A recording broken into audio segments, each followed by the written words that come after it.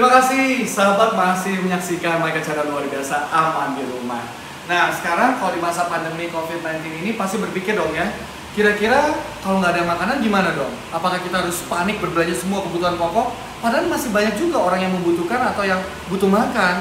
Jadi sebenarnya nggak perlu khawatir, belanja saja sesuai dengan kebutuhan. Atau apa yang ada di kulkas kita deh, kita coba lihat. Nah kalau di kulkas saya cuma ada telur, ya udah bikin aja telur ceplok, ya nggak? Dan nyalain aja dulu kompornya.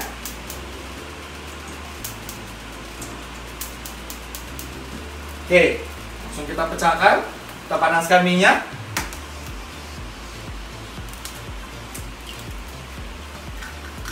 Wah, udah jadinya telur ceplok. Sama seperti kampanye di media sosial yang dilakukan sahabat saya, namanya Edward Suhadi.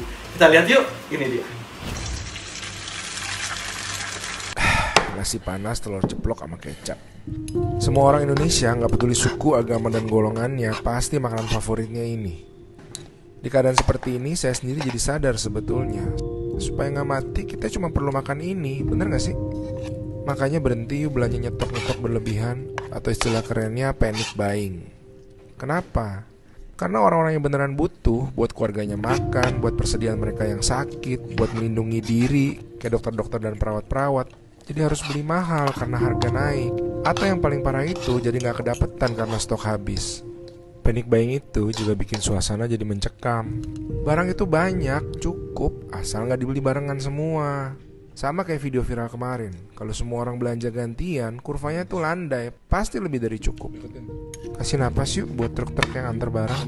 Kondisi ini nggak akan lama. Di negara-negara yang sekarang sudah mulai pulih pun, warganya tuh nggak ada yang sampai jadi kayak mengais-ngais makanan dan sayur basi di lemari kayak di film-film perang.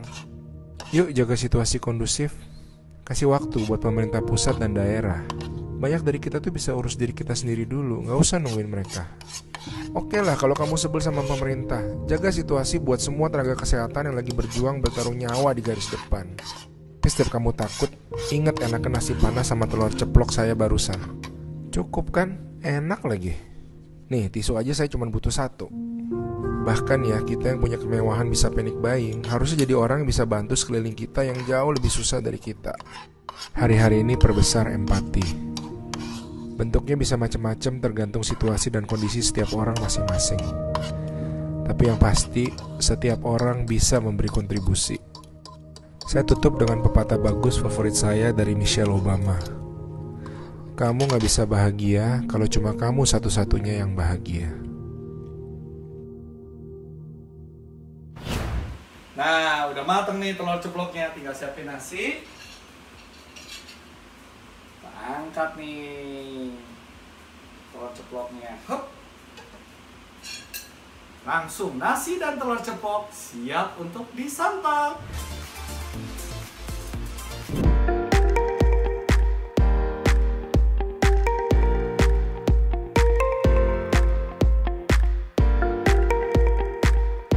Beragam video konten ini viral di media sosial. Pembuatnya adalah Edward Suhadi. Pria asal Jakarta kelahiran 27 September 1979 ini memang dikenal sebagai kreator konten kreatif di media sosial. Pengikutnya sampai puluhan ribu, baik di Twitter maupun Instagram. Edward juga sempat meramaikan jagat perfilman nasional. Di tahun 2016, ia berperan sebagai Aming dalam film Cek Toko Sebelah, lalu film Kulari ke Pantai di tahun 2018, serta film Bumi Manusia dan Bebas di tahun 2019.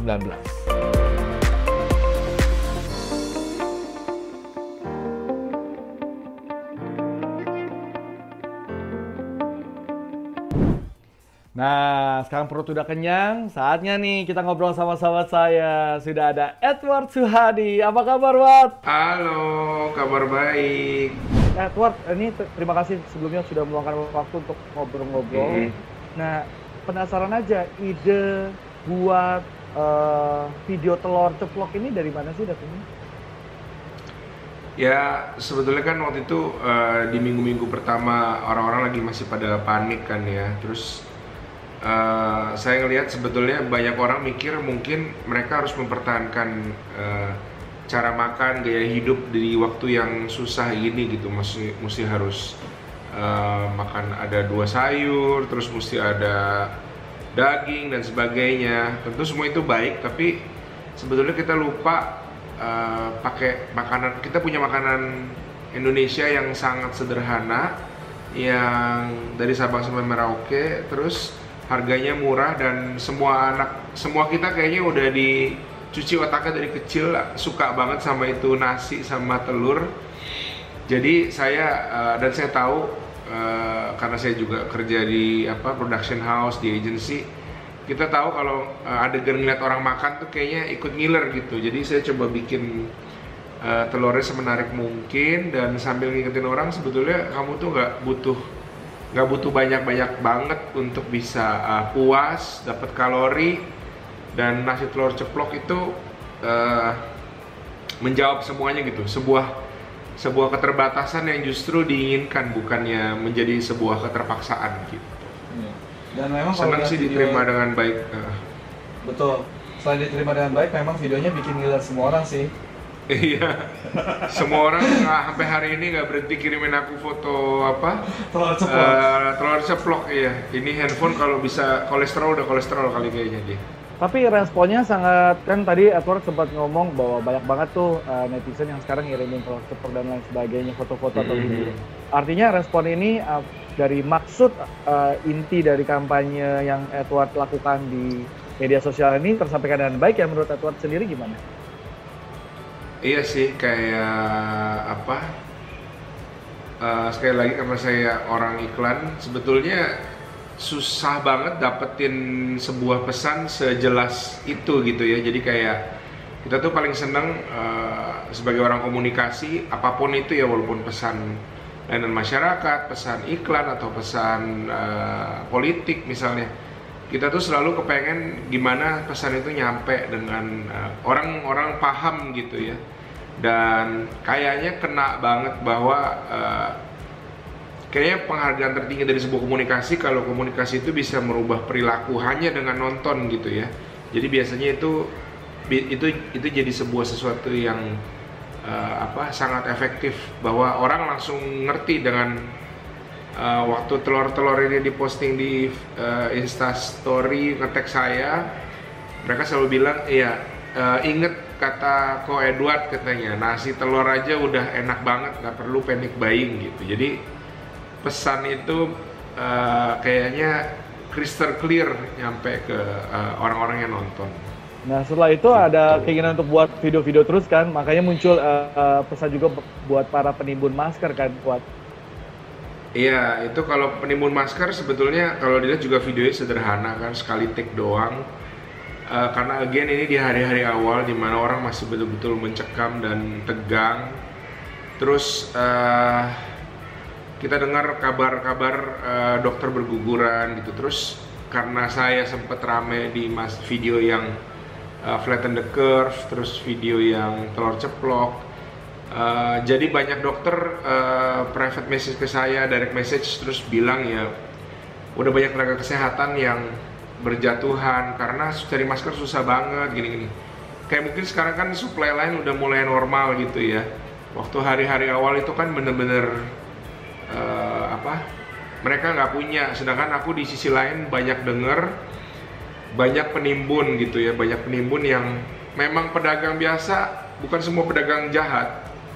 Saya nggak pernah bilang begitu, cuman ada orang-orang yang tahu akan susah dan harga dia bisa beli murah untuk dijual mahal, dan belinya terlalu tamak lah, terlalu banyak. Jadi harapannya apa ya dengan maksudnya dengan sebuah video atau sebuah pesan apa yang harapannya tuh kayak waktu itu kayaknya nyari sebox saja itu susah. Jadi harapannya tuh mungkin kasih pedagang ini kayak tiba-tiba kayak di video-video yang aku attach tuh, bisa nggak dia kayak ke rumah sakit, dia drop 2-3 box aja satu rumah sakit gitu. Nggak tahu apakah itu terjadi apa enggak. Paling nggak isunya naik ke permukaan. Kayaknya setelah itu ada beberapa toko online besar yang langsung take down beberapa masker holder. Aku nggak tahu apa apa itu loh, seller-seller yang jual terlalu mahal di blok sama mereka. Nggak tahu itu ada hubungannya dengan video saya apa emang udah dalam proses, aku juga nggak tahu sih. Nah, tapi kalau ada teman-teman mungkin di luar sana dalam masa pandemik atau stay at home, aman di rumah, mungkin tidak punya kreativitas seperti Edward gitu. Apa yang mereka bisa lakukan ya di masa-masa seperti sekarang ini untuk orang-orang di luar sana juga yang masih harus bekerja? Ya makanya nomor satu mesti sadar kalau kita bisa di rumah work from home itu bukan sebuah hukuman, itu sebetulnya sebuah kemewahan besar menurut saya. Karena masih banyak orang, terutama kaum marginal, mereka harus keluar kerja harian, harus jual gorengan, harus narik ojeknya, narik angkotnya gitu. Jadi kita yang bisa di rumah, air menyala, makanan bisa pesan online, terus ada internet. Sebetulnya itu bukan sebuah hukuman, tapi itu sebuah kemewahan. Jadi kalau kalian bisa itu aja, itu udah sebuah kemewahan besar lah. Nah, terus jadi paling basic adalah ya stay at home, kurangin kontak sama siapapun, sekuat kamu bisa selama kamu bisa gitu. Yang kedua ya mungkin bisa mulai nanyain sekeliling lingkungan, apakah bapak tukang sampah itu berkecukupan atau ada tukang-tukang hansip yang mungkin punya usaha sampingan tapi jadi slow down. Jadi mulai dari lingkaran terdekat dulu aja. Terus kalau misalnya punya kemampuan, kapabilitas, ya bisa dengan dompetnya yang paling gampang ya, sehingga aman, kita nggak harus keluar, dengan dompetnya bisa bantu ke sana ke sini. Tanyain temen yang berkekurangan. Nah, jadi sebetulnya banyak hal. Menurutku kita nggak bisa menilai dari besar jumlah dan tindakan. Ada orang juga, saya lihat banyak teman-teman saya, seniman, influencer, artis itu juga pada bikin IG live. Menurut saya itu sesuatu yang baik gitu. Jadi tidak harus, memang iya banyak hal yang menyedihkan di wabah ini, tapi life must go on dan harus diimbangi juga dengan hal-hal yang baik dan positif gitu. Bukan karena kita kejam dan tidak berempati, tapi ya life must go on, dan yang terkena juga jutaan keluarga gitu. Betul. Gitu sih. Betul. Jadi dimulai dari lingkaran terkecil dulu di sekeliling kita, terus kalau memang kita punya kemewahan dan lain sebagainya, kita bisa bantu. Mungkin kayak ojol dan lain sebagainya yang berdampak juga, mungkin bisa kita bantu. Iya.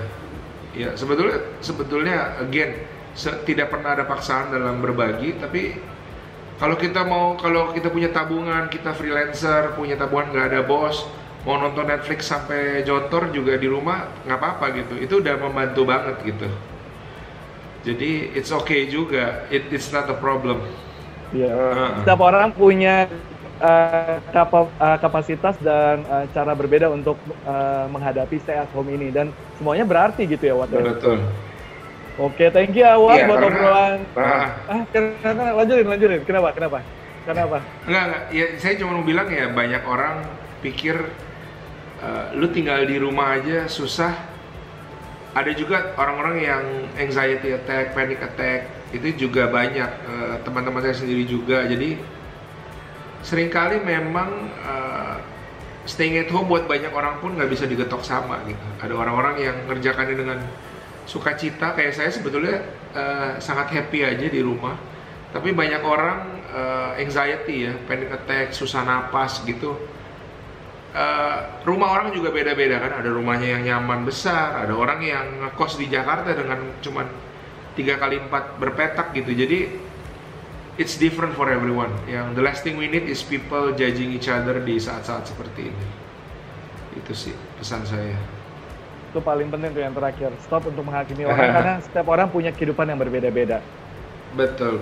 Thank you, Wat, sudah berbagi cerita di Michael Chandra luar biasa. Thank you, Mike.